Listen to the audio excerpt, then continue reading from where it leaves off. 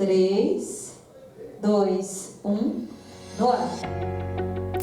Olá, mais uma vez aqui estamos com o nosso programa Alinhando os Ponteiros, chamando você para bem junto da Palavra de Deus, para estar alinhando os ponteiros da sua vida na vontade de Deus. Olhando para cima, buscando as coisas do alto, buscando a Palavra de Deus, buscando conhecê-lo mais, buscando fazer a sua vontade e viver uma vida reta, uma vida íntegra, uma vida bonita na presença do nosso Deus. Nesta série de programas, estamos conversando sobre advertências de Jesus para nós. Jesus dizendo, cuidado, cuidado, não vá por aqui. Vamos ver o que Jesus está nos advertindo sobre o quê? Bem, no programa de hoje conversaremos sobre advertência sobre os escândalos. Uau!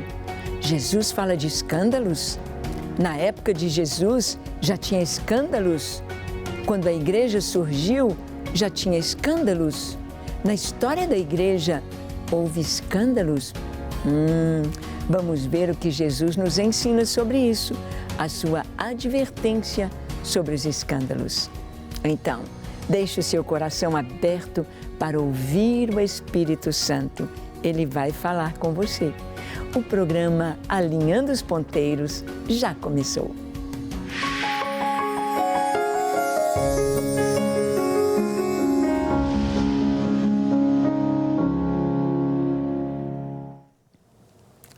Muito bem. A palavra de Deus nos traz advertências. A palavra de Deus, ela está para nos ensinar, para nos corrigir, para nos instruir no caminho da justiça. E o Senhor nos adverte, nos admoesta sobre coisas que nós devemos ter cuidado. É quando você está ensinando a criança a andar, ensinando a criança, o bebezinho, está engatinhando, está dando seus primeiros passinhos. Ele vai aprender sobre andar, correr, sobre conhecer o mundo ao seu redor, a casa, até onde ele pode ir, o cuidado com a escada, o cuidado com aquele piso mais grosso para não machucar o seu joelhinho. Então nós vamos ensinando. O Senhor nos ensina, a sua palavra nos adverte. Jesus ensinou. Ele falou sobre os tropeços e escândalos diante de Deus. Tropeços, pessoas que a vida dela se tornam tropeços. Outros vêm e falam, eu não quero ser crente. Eu não quero ser igual a essa pessoa. Os crentes todos são desse tipo aí. A pessoa se torna um tropeço ou escândalo. Fizeram isso? Aquele homem fez isso? Aquela mulher fez isso? Uau! Mas não era crente? Não dizia que era um servo de Deus? Não era um pastor? Não era um líder? Ele fez isso. O que a palavra de Deus nos fala, o que Jesus diz sobre tropeços e escândalos. Em Marcos capítulo 9, no versículo 42, nós lemos assim: E quem fizer tropeçar a um destes pequeninos crentes, melhor lhe fora que se lhe pendurasse ao pescoço uma grande pedra de moinho e fosse lançado no mar. É muito sério o que o Senhor diz. Quem fizer tropeçar um dos pequeninos, um só, quem servir de tropeço. A palavra está dizendo, Jesus disse, melhor lhe fora pendurar aquela pedra pesadíssima com uma corda no pescoço, condenação. Mata, pena de morte, acaba com ele. Pena de morte para ele é melhor isso do que ele colocar tropeço. As pessoas que servem de tropeço, elas tiram tantos outros do caminho. Tem tanta gente desigrejado, tanta gente que não vai à igreja, tanta gente que não está nem lendo a Bíblia, tanta gente que parou de crer em Deus, parou de crer nas verdades do Evangelho por causa de maus testemunhos, por causa de pessoas que pisaram na bola, pessoas que erraram, pessoas que estavam numa posição de liderança e falharam. O Senhor diz, ai de quem fizer tropeçar um dos pequeninos crentes, cristãos, o mais simplesinho. Ai daquele. Como é que nós vamos evitar os tropeços e os escândalos na nossa vida? Estamos sujeitos a cair? Sim. Estamos sujeitos a pecar? Sim. Todos nós. Qualquer pecado, qualquer deslize, estamos sujeitos. O apóstolo Paulo diz, aquele que está em pé, veja que não caia. Cuidado, cuidado, cuidado. Hoje eu já desço as escadas com mais cuidado. Não porque eu já tivesse caído em alguma escada, mas eu sei que eu preciso firmar ali no corrimão, ali é mais, vamos dizer, é mais seguro para mim descer devagar, segurando ali, para não tropeçar, para não cair. A palavra nos fala como evitar tropeços e escândalos na nossa vida. Eu e você estamos sujeitos a cair. Então a palavra diz, se a tua mão te faz tropeçar, corta, pois é melhor entrares maneta na vida do que tendo as duas mãos ires para o inferno, para o fogo inextinguível, onde não lhes morre o verme, nem o fogo se apaga. Se o teu pé te faz tropeçar, corta-o. É melhor entrares na vida aleijado do que tendo os dois pés, seres lançado no inferno, onde não lhes morre o verme, nem o fogo se apaga. E se os teus olhos te fazem tropeçar, arranca-o. É melhor entrares no reino de Deus com um só dos teus olhos, do que tendo os dois, seres lançado no inferno, onde não lhes morre o verme, nem o fogo se apaga. Jesus está falando aqui de renúncia, para que eu tenha uma vida equilibrada, para que eu tenha uma vida saudável, para que eu tenha uma vida que vale a pena, para que eu tenha uma vida na luz. Eu tenho de ter certos cuidados com a minha índole, com a minha inclinação, com as minhas tendências, com as minhas falhas. Jesus está dizendo, olha, se a tua mão te faz tropeçar, como é que a mão faz tropeçar? Aquela pessoa que tem facilidade para roubar. Sabia que tem gente que rouba sem necessidade? Ela rouba. E outros querem ter uma vida que os seus bens não lhe pertencem, não podem trazer para ela aquele tipo de vida. Ela não tem condição de viver aquilo que ela gostaria, então ela pega o que não é seu, ela rouba. Se a tua mão te faz tropeçar, se a tua mão te faz adulterar, se a tua mão te faz tropeçar, corta, corta. É melhor entrar maneta no reino dos céus do que tendo as duas mãos ir para o inferno, onde o verme não para, onde o verme ali está destruindo e onde o fogo não se apaga. Por que Jesus fala de verme e de fogo? Era uma alusão a Geena. Geena é chamado reino dos mortos, dos condenados, né? Era naquela porta do monturo onde havia o lixo, o vale da Geena, onde o povo jogava o lixo. E no lixo joga resto de carne podre, animais mortos, a carne atrai as moscas e o verme ali está. Aquele lixo nojento onde o verme não morre e onde o fogo não é apagado. ali no Geena. Olha, se você não tiver cuidado, é lá que te espera. Se você não tiver cuidado, será que Jesus precisava falar isso para nós que já somos cristãos? Para nós que já temos Jesus? Para nós que já temos o Espírito Santo habitando no nosso coração? Sim, é claro. Ele está dizendo, se você percebe que tem uma tendência, que as suas mãos te traiam, ele está falando de renúncia. Na verdade, não é que a pessoa vai lá e pedir ao médico, por favor, ampute a minha mão. Mas ele está falando, olha, é melhor que você renuncie muitas coisas para que a tua mão não te engane, o teu olho não te engane, os teus pés não te enganem. É melhor você entrar privado de alguma coisa do que entrar no reino dos céus, do que tendo tudo o que você quer ir para o inferno. Sabe de uma coisa?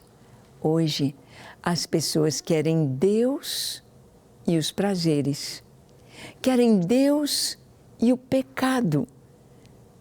Não param de fumar, de se drogar, de prostituir, de relacionamentos errados, não param de acessar sites pornográficos, não param de buscar o mal e querem Deus, e querem uma vida santa. Impossível. Impossível você ser santo acessando sites pornográficos ou sites que não agradam a Deus. Impossível você ser santo e estar com relacionamentos errados, casado e tendo relacionamento fora do casamento. Impossível ser santo. Impossível gozar do céu vivendo o pecado. Hoje, as pessoas acham que enganam Deus e acham que podem escolher o que querem. Ah, não gostei dessa igreja. Ah, aqui está falando muito de pecado. Ah, eu vou para esta outra igreja. Como se muda de canal, como se no toque dos dedos você muda de ouvir, de ver algo. Acham que na vida espiritual é assim também, que tem o domínio, o controle das coisas nos seus dedos. Não é assim. É necessário arrependimento, renúncia. Arrepender é chorar o pecado e não fazer mais. Judas teve remorso. Ele não se arrependeu. Foi remorso. Oh, eu matei, eu entreguei, eu traí. Ele chegou para aquele sacerdote e disse, eu traí, eu pequei, traindo sangue inocente. Se ele fosse a Jesus, seria perdoado. Se ele fosse aos apóstolos e dissesse, olha, me ajudem, eu traí o Senhor, ele seria perdoado. Mas ele teve remorso, ele sentiu o mal que ele fez, mas ele não teve mudança. Nós vemos o rei Saul e o rei Davi, todos dois pecaram. Davi fez algo tão grave, Davi adulterou, Davi matou o amigo ou um dos seus valentes, o esposo de Betseba, porque aquele homem era muito melhor do que ele, muito mais puro do que ele. Davi fez um pecado gravíssimo, mas Deus perdoou. Por quê? No coração de Davi houve arrependimento. Ele se arrependeu, ele chorou. Lava-me, purifica-me com esopo. Cria em mim, ó Deus, um coração puro, renova dentro de mim um espírito reto. Tem compaixão de mim, ó Deus. Ele se arrependeu. E Saul? Parece que o pecado de Saul foi bem menor do que o de Davi, porque Saul apenas desobedeceu a Deus numa direção para a guerra. Ele fez tudo direitinho, mas Deus mandou que não poupasse as ovelhas, não poupasse os homens, e ele trouxe o rei vivo e o melhor das ovelhas. Parece que o pecado dele foi menor que o de Davi. Entretanto, Saul não experimentou o arrependimento. E o inimigo veio tramando dentro dele tantas coisas tão terríveis que ele se sente atormentado por espíritos malignos, porque não havia arrependimento. Há pessoas, se você está vivendo querendo Deus e o mundo, o inimigo aproveita, deita e rola na sua vida. O inimigo aproveita para te atormentar a mente e o coração, como foi o caso de Saul. Mas quando você se arrepende e deixa, não quero mais saber do adultério, da prostituição, da carnalidade, da promiscuidade, de abominações, não quero mais saber de roubos, de furtos, eu não quero mais. Quando há um arrependimento, você experimenta ser purificado. Purificado. Você experimenta santificação. Nós somos provados para sermos purificados. É isso mesmo. Olha o que a palavra de Deus nos diz em Marcos 9, 49 a 50. Porque cada um será salgado com fogo. Bom é o sal, mas se o sal vier a tornar-se insípido, como lhe restaurar o sabor? Tende sal em vós mesmos e paz uns com os outros. Esta é a sequência do texto em que Jesus está falando sobre os escândalos. Olha, se a tua mão te faz tropeçar, fica maneta. Se acessar sites, pare de acessar. Você deve fazer o quê?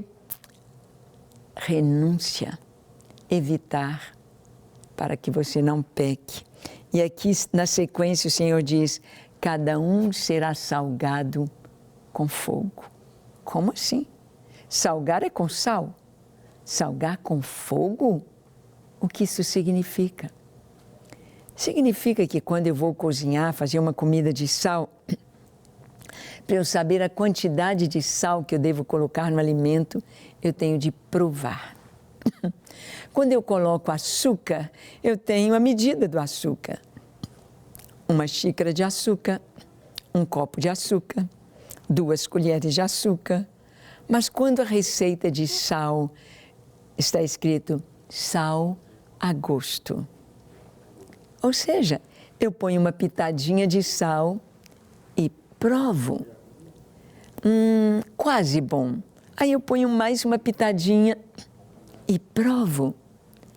Quase bom, só mais um pouquinho. Ponho mais um pouquinho e provo. Agora está bom. Está bom. Ser salgado com fogo significa que Deus vem com fogo da provação na nossa vida. Ele vem com fogo e nos prova. Ele dá uma olhadinha. Deixe-me ver. Só mais um pouquinho de fogo. Só mais um pouquinho. Somos provados com fogo. Para quê? Para haver uma purificação, uma santificação. Deus se encarrega de nos santificar com as provas, com as lutas. E se você não for aprovado nas provas de Deus, você vai repetir, repetir, repetir, até passar na prova. Até passar. É bom a gente estar atento para passar o mais rápido possível. Cada um será salgado com fogo. Se o sal se tornar insípido, não serve para mais nada. Não tem como restaurar o sabor do sal. O Senhor está falando aqui de escândalos. Escândalos são pessoas que deviam ser sal e perdem o sabor. Não serve para nada. Vai ser lançado fora e será pisado pelos homens. Jesus nos fala que na igreja, no meio do seu povo, existe joio no meio do trigo. Existe mistura de pessoas salvas com pessoas que estão ali, mas não são salvas. Uma pessoa que traz escândalo provavelmente não experimentou ainda a riqueza do novo nascimento e da vida com Deus. E se ela caiu e se levanta novamente, ela levanta em humildade e alinhada com a palavra. Há muitos que trazem escândalo, mas se levantam ainda promovendo o pecado na igreja. Olha o que a palavra diz sobre o joio no meio do trigo. Mateus 13, de 36 a 42. A explicação da parábola do joio. Então, despedindo as multidões, foi Jesus para casa. E chegando-se a ele, os seus discípulos disseram: explica-nos a parábola do joio do campo. E ele respondeu: o que semeia boa semente é o Filho do Homem. O campo é o mundo. A boa semente são os filhos do reino. O joio são os filhos do maligno. O inimigo que o semeou é o diabo. A ceifa é a consumação do século e os ceifeiros são os anjos. Pois assim como o joio é colhido e lançado ao fogo, assim será na consumação do século. Mandará o Filho do Homem os seus anjos, que ajuntarão do seu reino todos os escândalos e os que praticam a iniquidade, e os lançarão na fornalha acesa. Ali haverá choro e ranger de dentes. Bem, a parábola do joio, Jesus contou que um homem, ele semeou na sua terra trigo. De noite, um inimigo veio e lançou a semente do joio. Cresceram ambos, o trigo e o joio, e na hora do fruto, o joio se manifestou. Então os servos disseram para o seu senhor: olha, tem joio no meio do trigo, quer que a gente vá lá e arranca o joio? Ele disse: não, se você for arrancar o joio, você pode arrancar trigo junto. Deixa. Na hora da colheita, na hora da ceifa, então nós vamos separar o trigo do joio. Na hora de dar o fruto, aparece. Pelo fruto nós conhecemos a árvore boa e pelo fruto conhecemos a árvore má. É o que a pessoa gera. O que ela gera é o que está no seu interior. O fruto bom vem do Espírito Santo. O fruto mau não vem do Espírito Santo, vem do maligno. E então os discípulos falaram: explica essa parábola. Quem semeou o trigo foi Deus. Quem semeou o joio foi o diabo. O trigo são os filhos de Deus. O campo aqui é o mundo. A igreja tem filhos de Deus e tem filhos do diabo no meio, que passaram ali pelas águas do batismo, mas não pelo novo nascimento. E estão misturados. E na ceifa, Jesus diz que é a consumação do século, é o final. Então, o joio será separado do trigo. Enquanto estivermos aqui, vai ter mistura na igreja. Toda igreja tem escândalo. Tem gente que não dá testemunho. Ai deles. Ai deles. É o que a palavra nos diz. Nós vamos lendo aqui as cartas de Paulo, vamos lendo o livro de Atos, vamos vendo a história da igreja, e na história da igreja vão aparecendo os escândalos. Paulo diz: Alexandre o latueiro me causou muitos males. Ele fala sobre pessoas que fizeram coisas erradas. O apóstolo João, ele fala também de Diótrefes, ele fala de pessoas que estavam causando problemas para a igreja. Pessoas que não eram realmente trigo, mas eram joio. Então, o escândalo é inevitável, não tem jeito. Olha o que está escrito em Lucas 17, de 1 a 2. Os escândalos são inevitáveis. Disse Jesus a seus discípulos: é inevitável que venham escândalos, mas ai do homem pelo qual eles vêm. Melhor lhe fora que se lhe pendurasse ao pescoço uma pedra de moinho e fosse atirado ao mar do que fazer tropeçar a um destes pequeninos. É inevitável, disse Jesus. Ai, que vontade de orar para que não tenha escândalo na igreja. Que vontade de orar para que não tenha isso, escândalos e tropeços. Mas Jesus disse, é inevitável, vai acontecer. O inimigo, ele copia. Tem gente no nosso meio que canta igual crente, que ora igual crente, que às vezes até dirige uma célula igual crente. E não é crente. E não está com o coração em Deus e vai trazer escândalos. Está ali no meio do povo de Deus para perverter. Está ali como uma maçã podre entre os jovens, trazendo costumes e trazendo coisas que vão levar outros jovens ao pecado. São escândalos, joio no meio do trigo. E o Senhor disse, é inevitável. Não adianta orar por isso.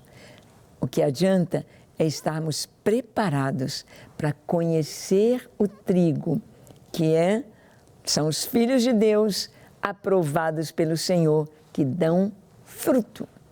Não tem fruto. Jesus disse, não vos conheço. Apartai-vos de mim, vós que praticais a iniquidade. É inevitável vir os escândalos. Vamos ver o que a Bíblia nos fala sobre a igreja e os escândalos. Como é que a gente vai tratar esta questão? Em Romanos 16, de 17 a 20, o apóstolo Paulo nos escreve dizendo, rogo-vos, irmãos, que noteis bem aqueles que provocam divisões e escândalos em desacordo com a doutrina que aprendestes. Afastai-vos deles, porque esses tais não servem a Cristo nosso Senhor, e sim ao seu próprio ventre, e com suaves palavras e lisonjas enganam o coração dos incautos. Pois a vossa obediência é conhecida por todos. Por isso me alegro a vosso respeito, e quero que sejais sábios para o bem e simples para o mal. E o Deus da paz, em breve, esmagará debaixo dos vossos pés a Satanás. A graça de nosso Senhor Jesus seja convosco. Paulo está dizendo, presta atenção em quem traz dissensão, divisão e escândalos. Não está certo, não é bom. A divisão é uma visão dividida. Divisão. O Espírito de Deus não causa divisão. Tem alguma coisa errada. Algo não está correto. Notai quem causa divisão e escândalo. Escândalos. Haverá um jeito de restaurar a pessoa que caiu e trouxe escândalos? Sim. Deus sempre estende a mão. Sempre o filho pródigo pode voltar para casa, mas é preciso percorrer novamente uma carreira. A pessoa que estava aqui caiu, para ela subir, ela tem de passar todos os degraus de novo. Ela tem de voltar à cruz, pedir perdão e fazer tudo de novo. Muitos caem, eram pastores, caem e querem voltar para o púlpito imediatamente. Não é assim.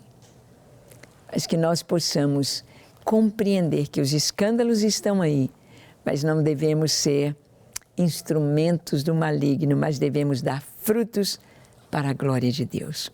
E você? Vamos orar? Feche seus olhos, curve a sua fronte, se for possível, se ajoelhe. Ore comigo, dizendo assim, Senhor, eis-me aqui em Tua presença. Eu te peço perdão para os meus pecados. Lava-me, limpa-me, transforma-me. Enche o meu coração da Tua presença e do Teu amor. Dá-me a alegria de viver só para Ti, de agradar o Teu coração e de fazer a Tua vontade. Eu me entrego a Ti, livra-me do pecado, livra-me de toda condenação. Dá-me um coração justo, limpo, bom. Eu quero ser fiel a Ti enquanto viver. Me entrego a Ti hoje e para sempre. No nome de Jesus. Amém, amém e amém. Graças a Deus. Fique firme, seja instrumento de bênção para o mundo. Nunca sal sem sabor. Que Deus te abençoe ricamente. Leia sua palavra, caminhe com Jesus e seja bênção. Até o nosso próximo encontro, no próximo programa, compartilhando aqui a palavra de Deus. Até lá.